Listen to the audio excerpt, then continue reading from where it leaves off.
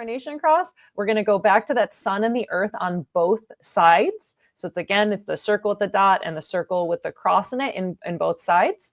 And you're again going to read it from the right to the left, from the black to the red, and the personality, then the design. So in this chart, on the right side, we have the 25 and the 46 in black. And then on the left side, we have the 10 and the 15. So the 25, 46, 10, 15 is a vessel of love. So that's how you can identify what your Incarnation Cross is.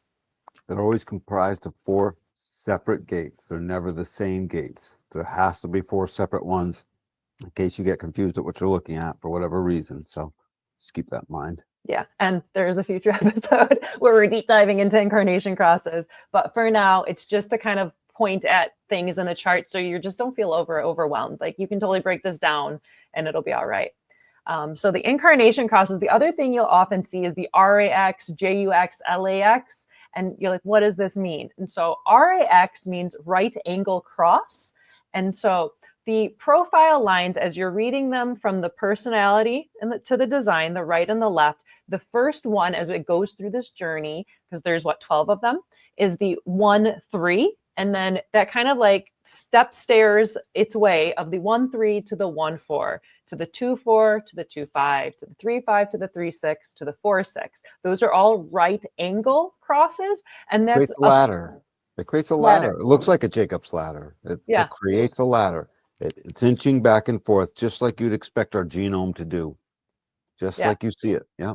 Exactly. And so the right angle cross people, they're here to have more of like a personal or even like a quote self-involved kind of life experience. It's nothing bad. They're just a little bit more focused into their own world. So that's the right angle cross. And then only one juxtaposition, right? Yeah, there's only one juxtaposition. So JUX means juxtaposition, and it's when you hit the 4-1. So if someone has a 4-1 profile, they're a juxtaposition cross, and they're very fixed. You can imagine these people are like on their train tracks, and they are going where they're going. And maybe it's right for you to jump on that train, but either way, they're going down that rail. Very fixedness is important because it helps keep together the 2 sides of left angle and right angle. Yeah, it's like this glue in the middle that's just like holding it together on either side and going down its own path. It's the knuckle. It's like the knuckle in between the 2 joints. Yeah. That's cool.